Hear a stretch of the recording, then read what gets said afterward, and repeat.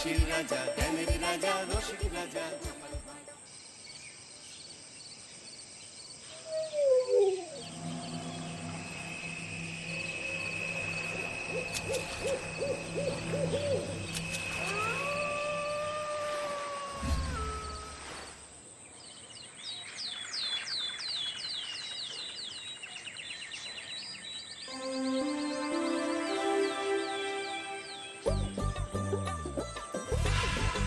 দূর দূর, হঠাৎ করে কেন যে এত চুল ঝরছে বুঝতেই পারছি না। কতদিন হয়ে গেল চুল ওঠা আর থামছেই না। না, এমন হতে থাকলে তো মাথায় টাক পড়ে যাবে। না না না, আজ রাজবৈদ্যের কাছে পরামর্শ নিতে হবে। কি ব্যাপার মহারাজ, আজ আপনাকে এমন চিন্তিত দেখাচ্ছে কেন? জীবনে বড় দুঃখ গোপাল, মন মেজাজ একদম ভালো নেই। সে কি কি হয়েছে মহারাজ? গোপাল থাকতে দুঃখ কিসের? আর বলো না, মাথার চুলগুলো আজকাল ঝড়ে পড়া পাতার মতো পটপট করে ঝরে যাচ্ছে। আমি তো জানি কেন এমন হচ্ছে, কিন্তু এখনই মুখ খুললে চলবে না। আর একটু বেশি বিপদ বাড়লে তখন মাঠে নামবো। তাই বলুন। এ তো খুব ছোট ব্যাপার, চুল ঝরলে টাক পড়বে, আর সেটা পড়া কত ভালো জানেন? কথায় আছে, যত বড় টাক তত বেশি টাকা। তুমি চুপ করো তো বাপু। যদি টাক থাকলেই টাকা হতো, তাহলে তোমার টাকা কোথায়? যেটা বোঝো না সেটা নিয়ে কথা বলো না। তাই না তাই, মহারাজের ঝরছে চুল, চিন্তার ভাঁজ মাথায়।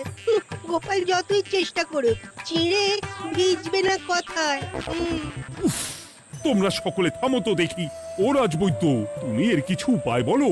আগে মহারাজ, অনেক সময় দেহে ওই লৌহের পরিমাণ কমে গেলে এমন চুল ঝরে।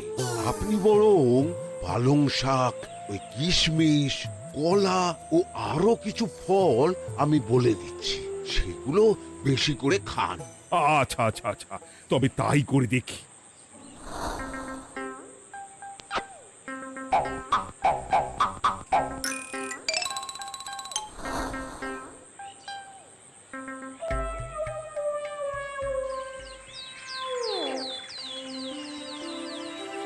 ও রাজবৈদ্য, তোমার কথা মতো শাক পাতা ফলমূল সবই তো খেলাম, চুল ঝরা বন্ধ তো হলোই না। তো জানতামই এমন হবে। কিন্তু মহারাজ, এমনটা তো হওয়ার কথা নয়। কিন্তু হচ্ছে তো। আরে আমার সাধের চুল, কোথায় চলে গেলি সব? এর জন্য তুমি দায়ী, তুমি এর জন্য শাস্তি পাবে বৈদ্য। আমাকে আমাকে ক্ষমা করে দিন মহারাজ, এমনটা হবে এ তো আমি ভাবতেই পারিনি। কিছু মনে করবেন না মহারাজ, ছোট মুখে বড় কথা বলছি, কিন্তু সত্যি এখানে রাজবৈদ্যর কোনো দোষ নেই। ওকে শাস্তি দেওয়াটা ঠিক হবে না মহারাজ। দেখেছেন মহারাজ, গোপালের সাহসটা দেখেছেন? আপনার মুখের উপর কথা বলছে। তা বলি, তুমি যখন এতই বোঝো, তাহলে নিজেই একটা আস্ত লোহা খেয়ে দেখো না, তোমার মাথায় চুল গজাচ্ছে কিনা। ঠিকই আছে, এসব মূর্খের মতো কথা কেবল আপনার থেকেই আশা করা যায় মন্ত্রী মশাই। মহারাজ, আপনি বিচক্ষণ মানুষ, আমার শুধু অনুরোধ, আরেকবার ভেবে দেখবেন। ঠিক আছে, রাজবৈদ্যকে আমি শাস্তি দেব না, কিন্তু সকলের জন্য আমার একটা ঘোষণা আছে। কি ঘোষণা? আমার এই কঠিন সমস্যা যে দূর করে দিতে পারবে, তাকে আমি বিশেষ পুরস্কারে ভূষিত করব। এই তো পেয়েছি, এই সুযোগ কোনোভাবেই হাতছাড়া করা চলবে না। এবারের সমস্যাটা সত্যি বেশ কঠিন। কি করলে যে মহারাজের চুল পড়া বন্ধ হবে সেই উপায় মাথাতেই আসছে না। হঠাৎ করে কেন যে এমন হলো কে জানে।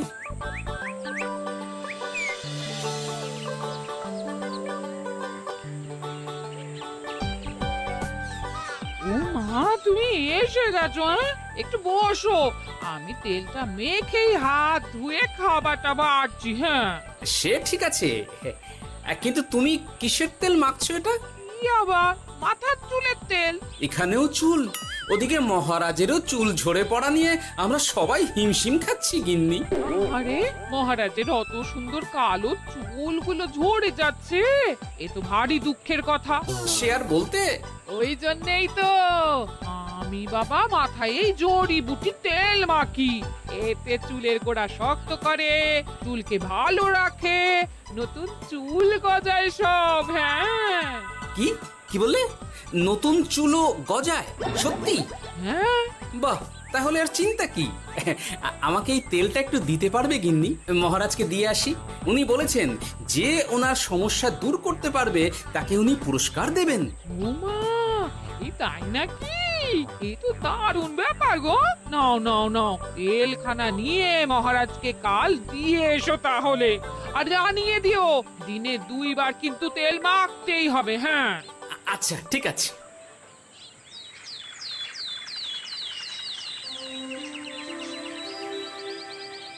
কোনো উপায় খুঁজে পেলে তোমরা? আগে মহারাজ, আমি আপনার জন্য নকল চুল বানিয়ে এনেছি। যতদিন আপনার চুল পড়া বন্ধ না হচ্ছে ততদিন আপনি এটা পরে ব্যবহার করতে পারেন। সে তো বুঝলাম, কিন্তু নকল চুল তো আর আসল চুলে জায়গা নিতে পারবে না বিজ্ঞানী। আসল চুলের কথা ভেবে আমি আপনার জন্য কেশুত্তে পাতা এনেছি মহারাজ। আচ্ছা বেশ। তা গোপাল, খুব তো আগের দিন বকবক করছিলে, তুমি কি এনেছো শুনি? সেটা যথাসময়ে দেখতে পেয়ে যাবেন মন্ত্রী মশাই। এটা জড়িবুটি তেল মহারাজ। আমি এটা আপনার জন্য এনেছি। এতে নতুন চুল গজায় আর চুলের স্বাস্থ্যও ভালো হয়। আমার গিন্নিও ব্যবহার করে এটি, তবে দিনে 2 বার করে মাখতে হবে, তাহলেই ভালো ফল পাবেন মহারাজ। বাবা, তাহলে তুমি কেন মাখো না? আচ্ছা, আপনার সমস্যাটা ঠিক কোথায় বলুন তো মন্ত্রী মশাই? মহারাজের জন্য কিছু আনলেও কথা শোনান, না আনলেও কথা শোনান। সত্যি তো মন্ত্রী, কেন তুমি সব সময় গোপালের পিছনে পড়ে থাকো বলো তো? এরা তো তাও সবাই কিছু না কিছু আমার কথা চিন্তা করে এনেছে, তুমি তো সেটাও করনি। না, আসলে মহারাজ, আমিও ভাবছিলাম আপনার কথা, কিন্তু থাক, বুঝেছি। আহ, দারুণ। তেলের গন্ধটাও খুব সুন্দর। গোপাল, তোমায় অনেক ধন্যবাদ। আশা করছি ব্যবহার করলে খুব ভালো ফল দেবে। একদম দেবেই মহারাজ। দূর বাবা, ভেবেছিলাম এক, হলো আর এক। কোথা দিয়ে যে গোপালটা মাঝখান দিয়ে এসে নাক গলিয়ে ঢুকে পড়ে, খুব শক্ত পুরস্কার নেওয়ার। দেখাচ্ছি মজা।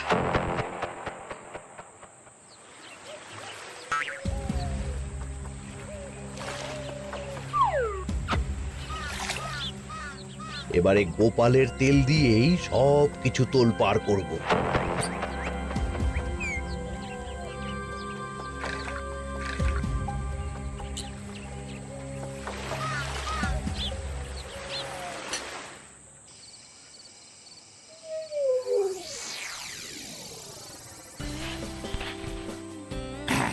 ব্যাস, হয়ে গেল 2 বার মাখা।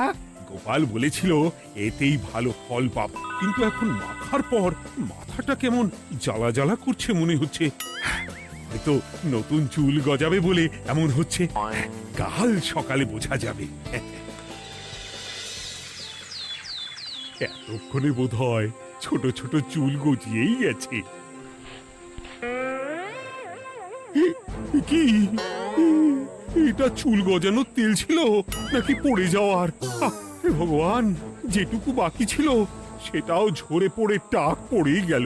হ্যাঁ, গোপালই হলো যত নষ্টের গোড়া। আজ আসুক সভায়।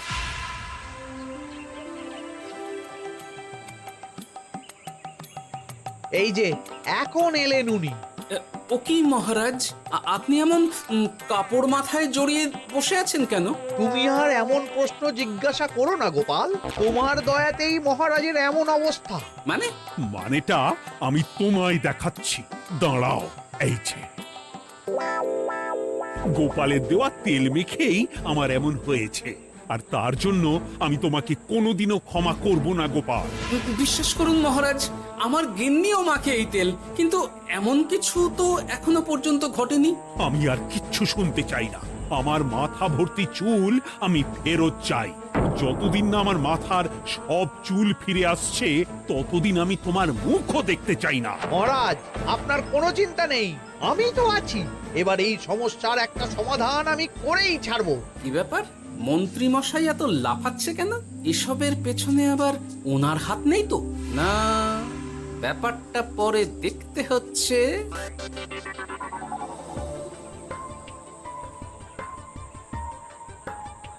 আমি বলি কি মহারাজ, এই সময়টা বরং আপনি নকল চুলটা মানে মানে পরচুলা ব্যবহার করুন। হ্যাঁ, অগত্যা কিছু তো একটা গন্ডগোল আছেই। গিন্নিও তো রোজ মাথায় তেল মাখে, কই এমন তো হয় না। মন্ত্রী যদি কিছু করেও থাকে তাহলেও হাতে নাতে ধরবো কিভাবে? ও কি গো গোপাল দাদু, এখন এই সময় তুমি রাজসভা ছেড়ে এখানে? তোদের দাদু আর রাজসভায় যাবে না রে? কি বলছো গো? কেন? আর কেন, বিনা দোষে এমন শাস্তি। তোমায় শাস্তি দিয়েছে, তুমি শুধু বলো কে তোমার সাথে কি করেছে, বাকিটা আমরা বুঝে নিচ্ছি। আচ্ছা বলছি, কৃষ্ণনগরের মন্ত্রী মশাইয়ের বাড়িটা কোন দিকে একটু বলতে পারবেন? কৃষ্ণনগরে নতুন নাকি? আগে তো আপনাকে কখনো দেখেছি বলে মনে পড়ছে না। হ্যাঁ, আমি এখানে থাকি না, আমি এখানে আমার কাজে এসেছি, তাই মন্ত্রী মশাইয়ের বাড়ির ঠিকানাটা যদি একটু বলে দেন। নিশ্চয়ই, এ পথ দিয়ে সোজা চলে যান, তারপর কিছুটা ডান দিকে গেলেই পেয়ে যাবেন। আচ্ছা, অনেক ধন্যবাদ। ভিন গাঁয়ের লোক মন্ত্রী মশাইয়ের বাড়িতে, ব্যাপারটা বেশ সন্দেহজনক লাগছে। এই এই গুলটে ন্যাপলা, তোরা তোরা দুজন একটু আড়াল থেকে দেখতো লোকটা মন্ত্রী মশাইয়ের বাড়িতে ঠিক কি জন্য এসেছে, তারপর আমায় খবর দিস। ঠিক আছে গোপাল দাদু। তোমার আবার এখানে আসার কি দরকার ছিল? আমি তো বলেছি যে আমি ঠিক গিয়ে তোমার পাওনা গন্ডা মিটিয়ে দেবো। মিটিয়ে দেবে? কতদিন হয়ে গেছে জানেন? দেখো, হয় আমার কীটনাশক আর সার সব ফিরিয়ে দিন, নয়তো আমার জিনিসের দাম মিটিয়ে দিন। কীটনাশক, সার আর কি করে ফেরত দেবো বলো? ও তো সব পুকুরের জলে মিশে গেছে। ওসব আমি জানি না, আমার পাওনা গন্ডা মিটিয়ে দিন, ব্যাস। চল চল, এখনই তাহলে গোপাল দাদুকে গিয়ে সব জানাই। হ্যাঁ, চল চল। দাদু, ও গোপাল দাদু। তোরা এসে গেছিস? আয় আয় আয় আয় আয়। মন্ত্রী মশাইয়ের মুখ থেকে অনেক খবর পেলাম। তাই নাকি? কি শুনি? মন্ত্রী মশাই ওই লোকটার কাছ থেকে অনেক কীটনাশক সার নিয়েছে, কিন্তু এখনো জিনিসের দাম মেটায়নি। হ্যাঁ, ওই জন্যই তো মন্ত্রী মশাইয়ের উপর লোকটা খুব লেগেছিল, হুমকিও দিয়েছে 1 সপ্তাহের মধ্যে জিনিসের দাম সব মিটিয়ে দিতে হবে। তাই নাকি? কিন্তু কীটনাশক সার নিয়ে মন্ত্রী মশাই কি করবে? সেটা তো বলতে পারবো না দাদু। তবে হ্যাঁ, মন্ত্রী মশাই ওই লোকটাকে বলছিল যে ওই সব কীটনাশক সার পুকুরের জলে মিশে গেছে। কি বললি? পুকুরের জলে? আচ্ছা, এবার দুয়ে দুয়ে 4 করা গেল। অনেক ধন্যবাদ রে তোদের। বল বল, তোরা কি খাবি? কিচ্ছু লাগবে না গোপাল দাদু, তবে ভোলা বয়ের আর মিষ্টি খাওয়ালে। আচ্ছা আচ্ছা।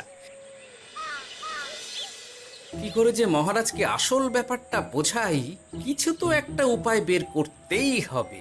তা বলি বাবা, রাজসভায় যেতে হবে না বলে কি সারাদিন এইভাবেই শয়নে শয়নে দিন কাটাবেন বাবা? হ্যাঁ, উপায় পেয়ে গেছি। বুঝলে গিন্নি, আমাকে একটা জায়গায় যেতে হবে, বুঝলে? তারপর ওখানে যদি কাজ হয় তাহলে আগামীকাল রাজসভায় আমি যাব। কিন্তু তুমি যে বলেছিলে তোমার এখন ছুটি। হ্যাঁ, কি আর করি বলো, গুরুত্বপূর্ণ একটা কাজ, তাই যেতেই হবে। আচ্ছা যাও। ওই গো বিজ্ঞানী, আরে গোপাল যে, বলো। এই যে বিজ্ঞানী, একটা বিশেষ দরকারে তোমার কাছে এলাম, বুঝলে? হ্যাঁ, বলোই না। আচ্ছা, এই দূষিত জলকে কিভাবে আবার পরিশুদ্ধ করে বলতে পারবে? কেন পারবো না? জলের মধ্যে একটু চুন আর ফটকিরি দিয়ে দিলেই জল আবার দূষণ মুক্ত হয়ে যাবে। তবে ওগুলো দেওয়ার পর কিছুদিন সেই জলকে ব্যবহার করা বন্ধ রাখতে হয়। হ্যাঁ। আচ্ছা আচ্ছা, অনেক ধন্যবাদ, আসি তাহলে। হ্যাঁ,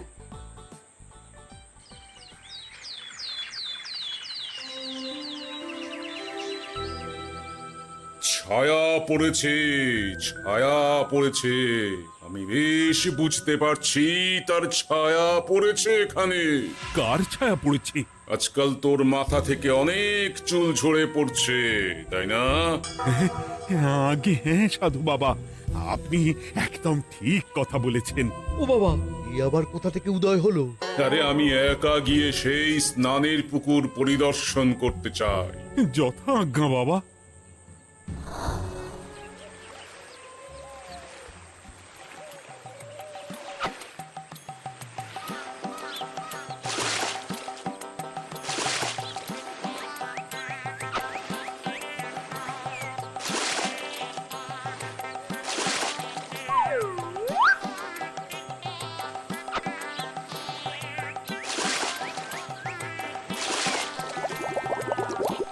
যাক বাবা, মোটামুটি সপ্তাহখানেক এভাবে থাকলেই পুকুরের জল আবার আগের মতো পরিষ্কার হয়ে যাবে। এবার শুধু মহারাজকে একটু বুঝিয়ে বললেই হয়ে যাবে।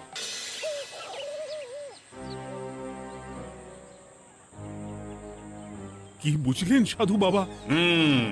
আমার অনুমানটাই ঠিক ছিল। পুকুরের জলে কালো ছায়া পড়েছে, কুদৃষ্টি পড়েছে, তাই এমন হচ্ছে। সে কি? কি কালো ছায়া? যত সব বাজে কথা। জল দূষণ করলাম আমি, আর দোষ পড়ছে কালো ছায়ার উপর। তাহলে এখন কি হবে? চিন্তার কোনো কারণ নেই। আমি মন্ত্রপুত ভস্য ছড়িয়ে দিয়েছি। 1 সপ্তাহ ওই পুকুরের জল স্পর্শ তো দূর, পুকুরের কাছেও যাওয়া নিষেধ। তাহলে আমার মোহরের কি হবে? যথা আজ্ঞা সাধু বাবা। ও কি, তাহলে মহারাজ এতদিন স্নান করবেন কোথায়?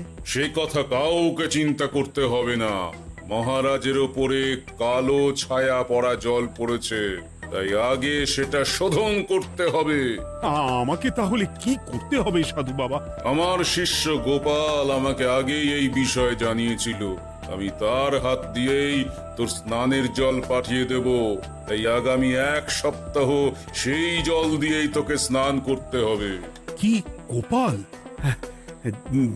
দেখছো তো মন্ত্রী, গোপাল আমাকে কত ভালোবাসে। আমি ওকে কত কথা শোনালাম, কিন্তু না না না না, কাল থেকেই আমি আবার গোপালকে রাজসভায় ডেকে আনবো। আমি আসছি, আমার কাজ হয়ে গেছে। আর হ্যাঁ, তোর স্নানের পুকুরের চারিদিকে প্রহরীর বন্দোবস্ত কর। কাক পক্ষীও যেন ওখানে প্রবেশ করতে না পারে। আচ্ছা বাবা, আচ্ছা।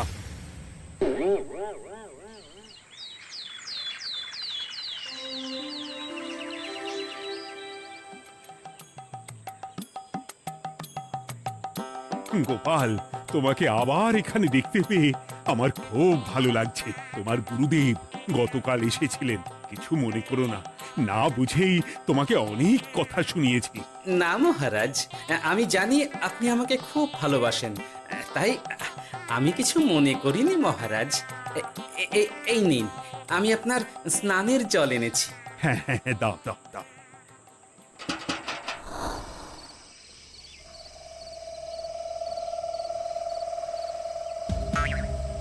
ও বাবা, পুকুরের কাছে যে গিয়ে দেখবো সে উপায় নেই। চারপাশে প্রহরীতে ভর্তি, তাহলে কি সত্যি সত্যি কালো ছায়া পড়েছে? ভালোই হলো, পাওনাদারকে বলে দেবো কীটনাশকটা জালি ছিল। হি হি।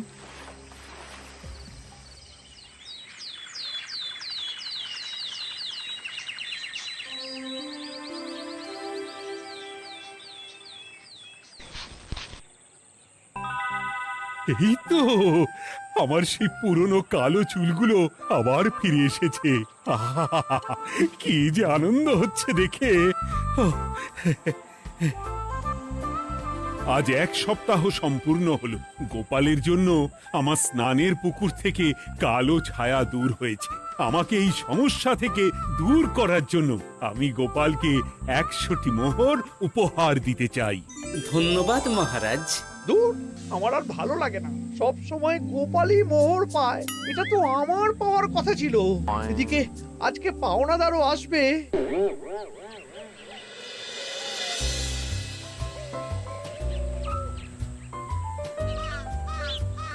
গোপাল দাদু, ওই লোকটা এসে গেছে। আচ্ছা, আসছি। এটা তো মন্ত্রীর বাড়ির দিকে রাস্তা আমরা তাহলে ওদিকে কেন যাচ্ছি গোপাল? আপনার পুকুরের আসল রহস্যটা কি সেটা আপনি জানবেন না মহারাজ। মানে নিজের চোখেই দেখুন, তাহলে বুঝতে পারবেন। আর একটু সময় দাও আমায় ভাই, এমনিতেও তোমার কীটনাশক কোনো কাজের নয়। কি এখন এসব কথা? আর একদিনও সময় দিতে পারছি না। একটু বোঝো, একটু। সব আমি মহারাজের পুকুরের জলে মিশিয়ে দিয়েছি। মন্ত্রী, তুমি তাহলে সেই কালো ছায়া? মহারাজ, আপনার পর্দা ফাঁস হয়ে গেছে মন্ত্রী মশাই। তুমি তাহলে সবটা জানতে? একদম প্রথম থেকে। রে, খুব জোর ফেঁসেছি। এদিকে পাওনাদার, ওদিকে মহারাজ, এখান থেকে কেটে পড়তে হবে। গন্ডগোল করে আবার পালানো হচ্ছে তবে রে। বলো, কেন করেছিলে? মহারাজ, আমি ভেবেছিলাম আপনার সব চুল উঠে গেলে আমি আপনার কাছ থেকে চুল গজানোর ওষুধ দেওয়ার নামে অনেক টাকা লুটবো। কিন্তু সেই ভাবনা ভাবনাই থেকে গেল, সেগুড়ে যে বালি হয়ে গেল। ভাবা যায় চুলের জন্য চুলোচুলি, হ্যাঁ? হাসির রাজা জ্ঞানের রাজা রসিক রাজা